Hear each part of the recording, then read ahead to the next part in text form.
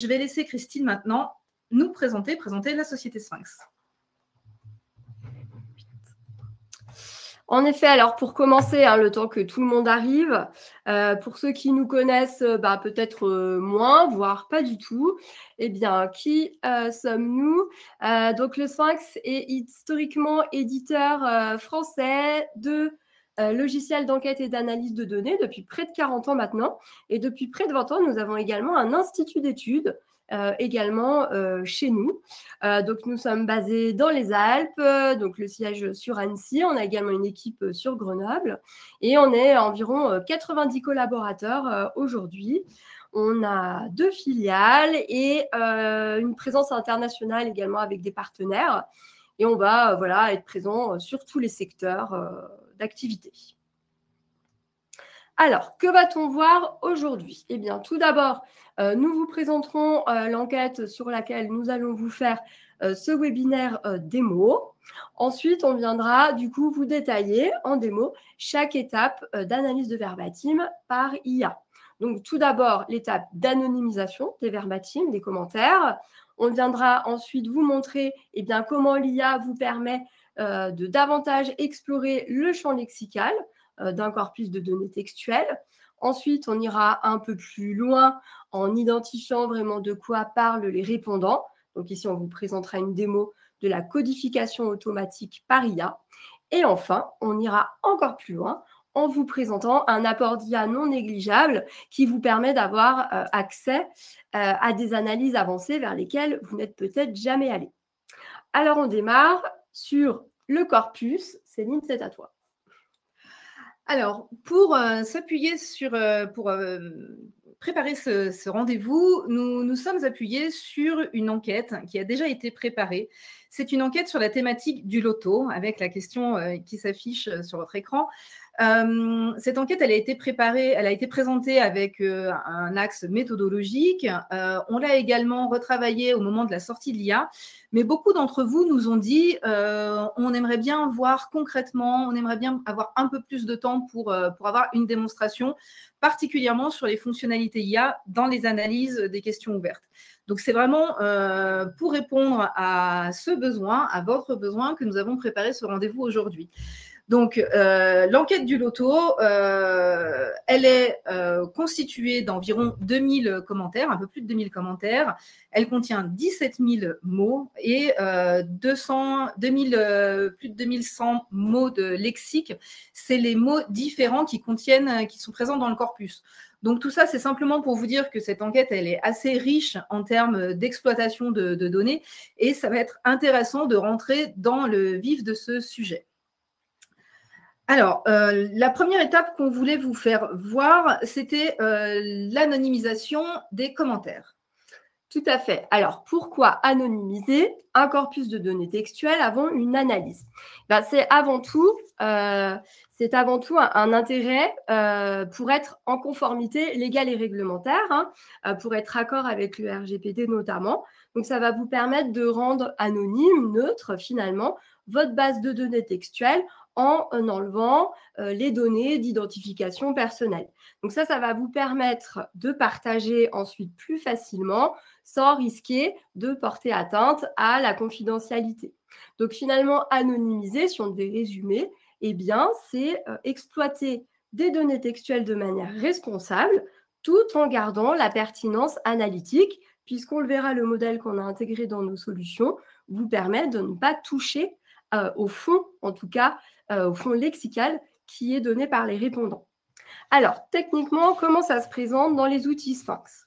Donc, on a décidé d'intégrer un modèle d'intelligence artificielle qui est un modèle de reconnaissance automatique d'entités nommées.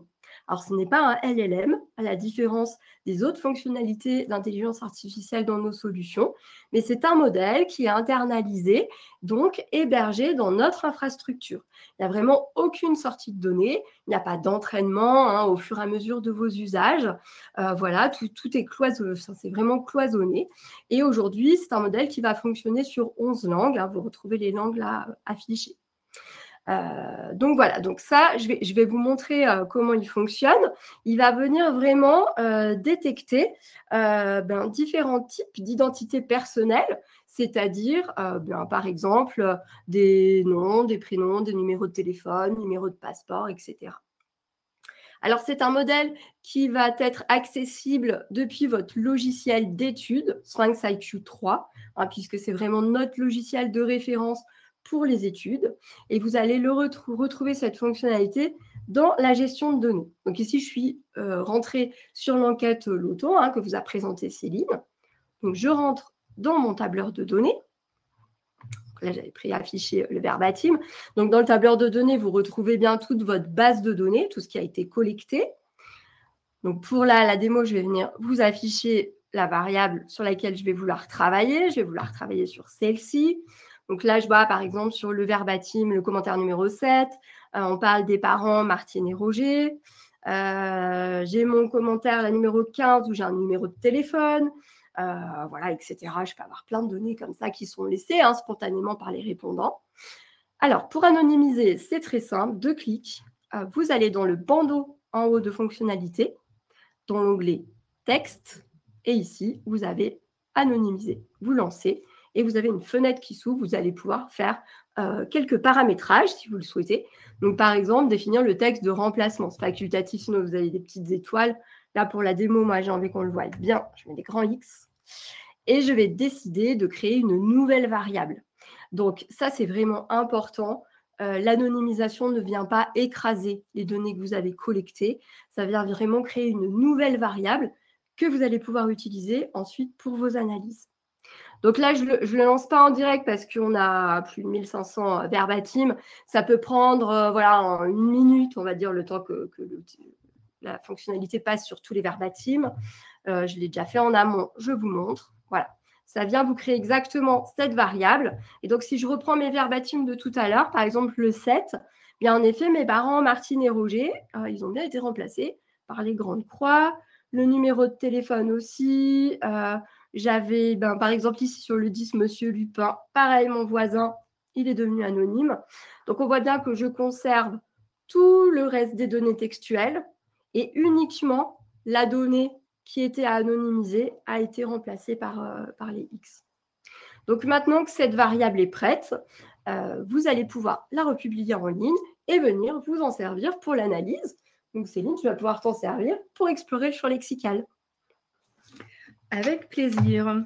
J'en profite pour simplement vous dire que sur le module de questions, vous pouvez mettre un petit like, un petit vote pour les questions qui vous paraissent pertinentes. Ça permettra à Céline qui vous répond de catégoriser et de mettre en priorité les questions les plus intéressantes.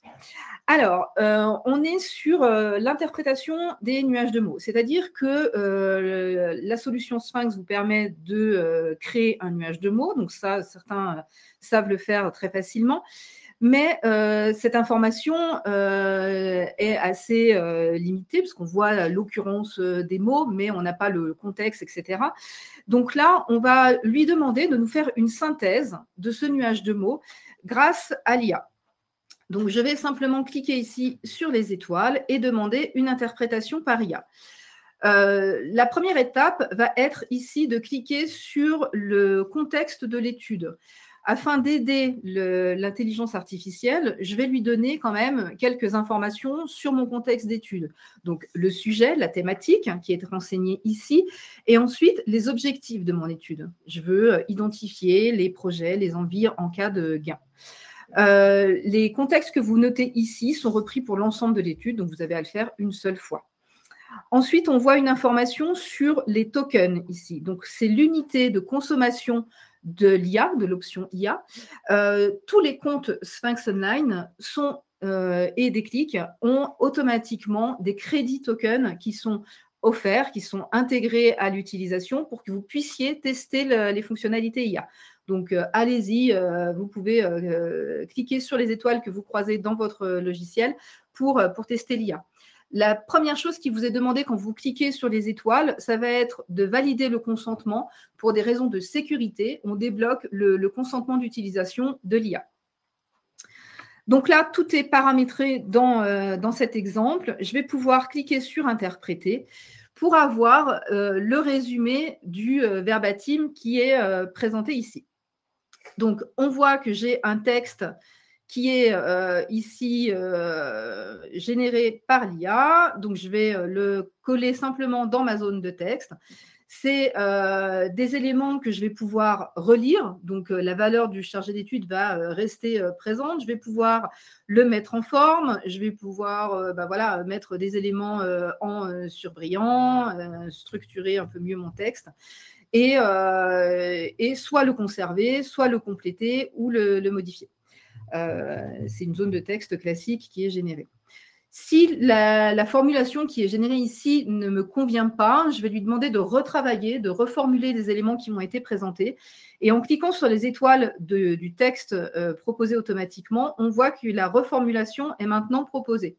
Donc ça, c'est une fonctionnalité qui va encore évoluer. Donc à la prochaine mise à jour, vous verrez que vous aurez également des nouvelles fonctionnalités pour aller un peu plus loin dans la reformulation. Ici, je peux simplement donc revoir le texte qui est reformulé et le remplacer dans ma zone de texte. Voilà, donc là, cette première étape d'IA va me permettre de donner une synthèse sur le nuage de mots, donc de compléter l'information qui était faite automatiquement avec un nuage de mots qui peut être dynamique. Et là, au lieu de partir d'une page blanche pour donner le résumé, l'IA me propose déjà un premier travail. Pour aller un peu plus loin et voir les thématiques qui sont proposées, je laisse Christine prendre la suite. Eh bien, en effet, maintenant que vous avez pu prendre le pouls voilà, de ce que disent vos répondants avec ce nuage de mots et donc des récurrences de termes abordés,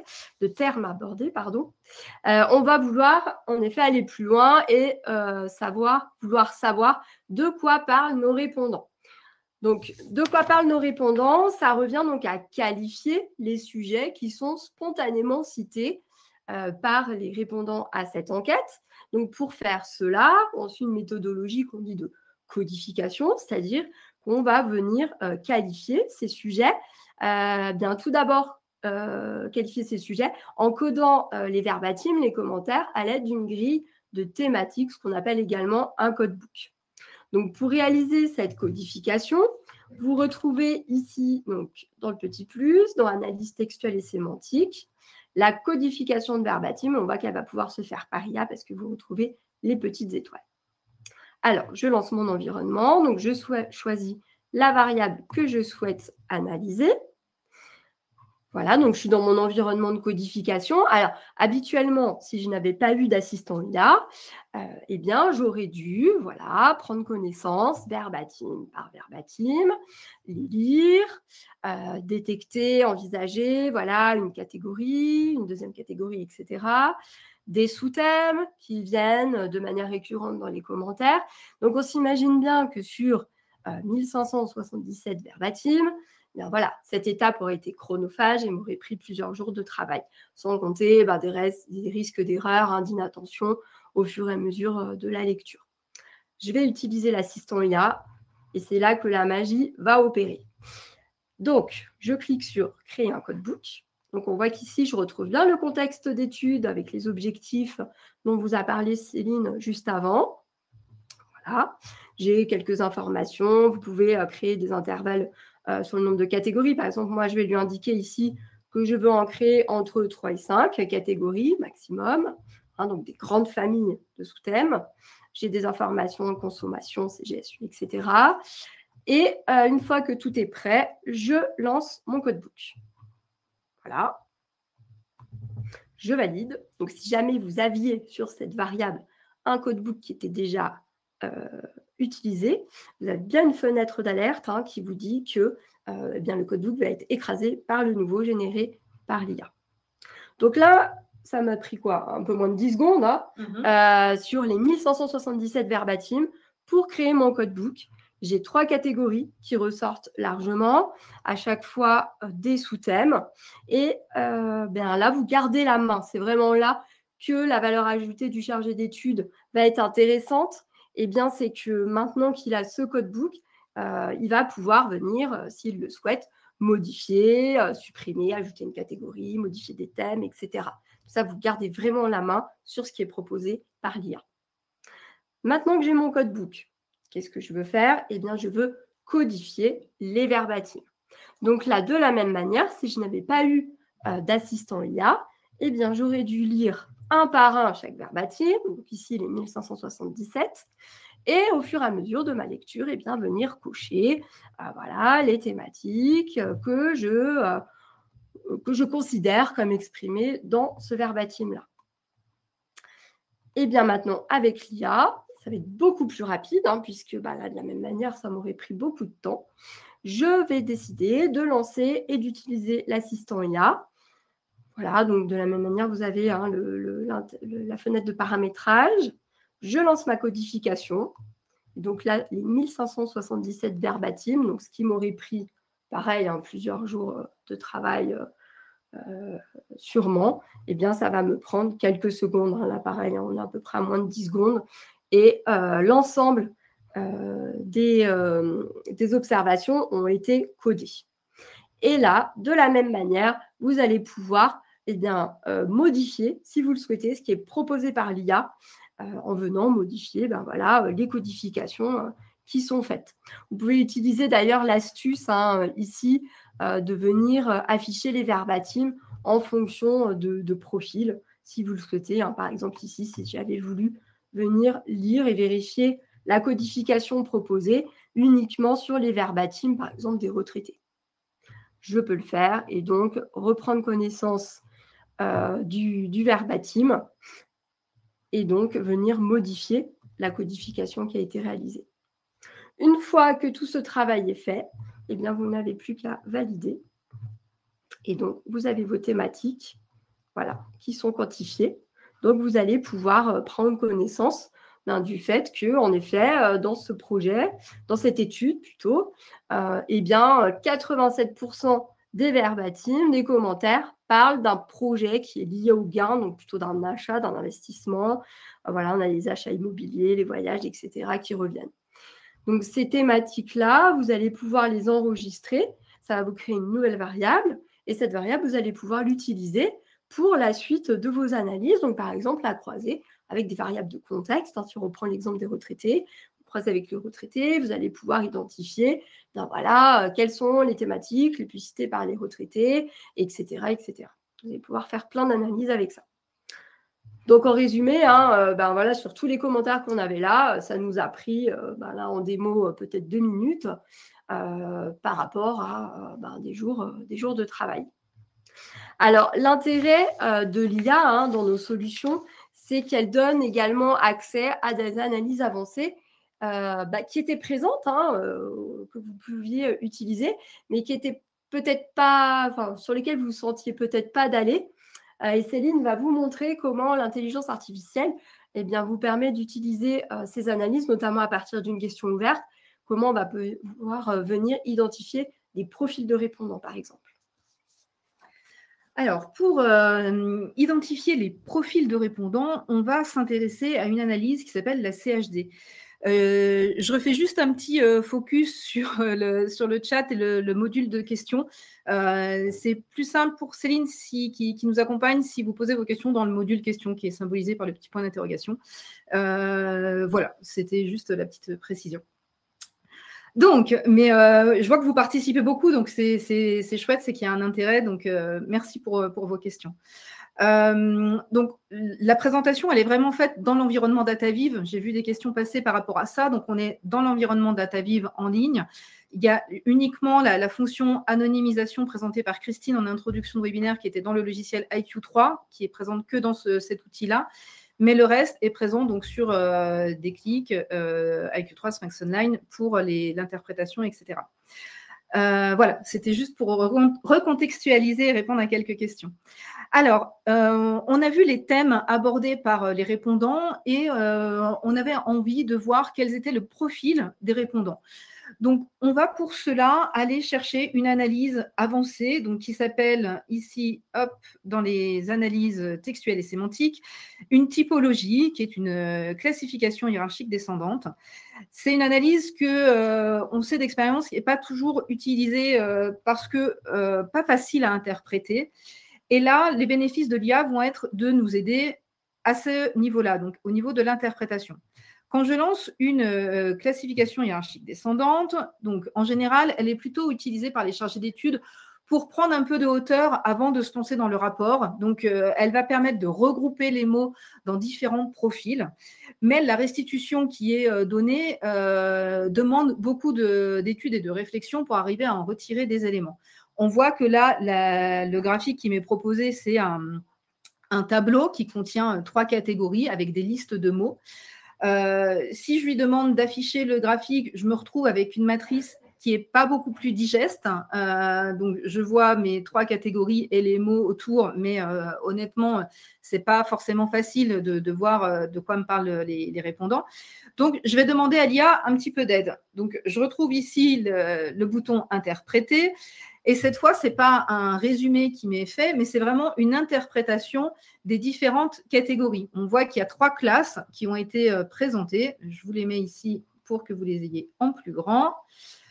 Voilà. Donc, j'ai les 3 classes qui correspondent aux 3 ronds orange. Et ces 3 classes ont été nommées automatiquement par l'IA. Donc, j'ai une première classe qui me parle du luxe d'évasion, une deuxième sur plutôt les relations avec la famille, le confort, et enfin une troisième sur l'humanitaire et le soutien.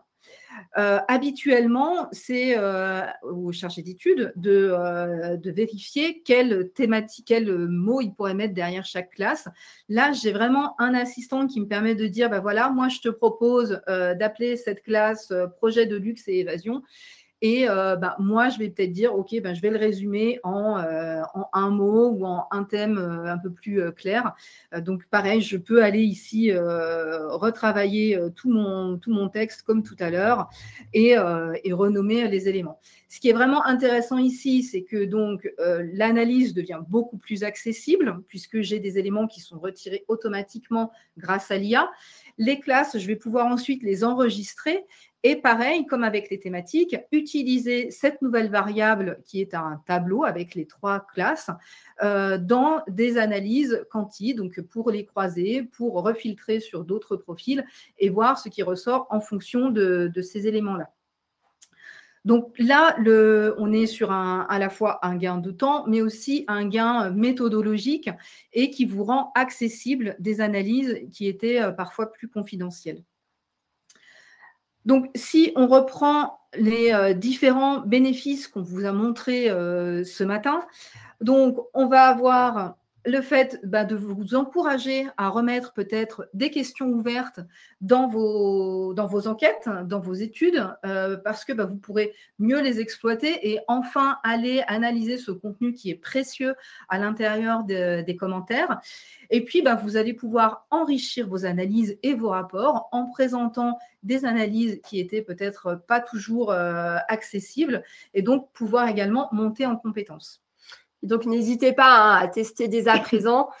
Si vous n'aviez pas encore utilisé l'IA dans nos solutions, eh bien, testez-le sur une question ouverte. Vous en avez sans doute tous dans vos questionnaires.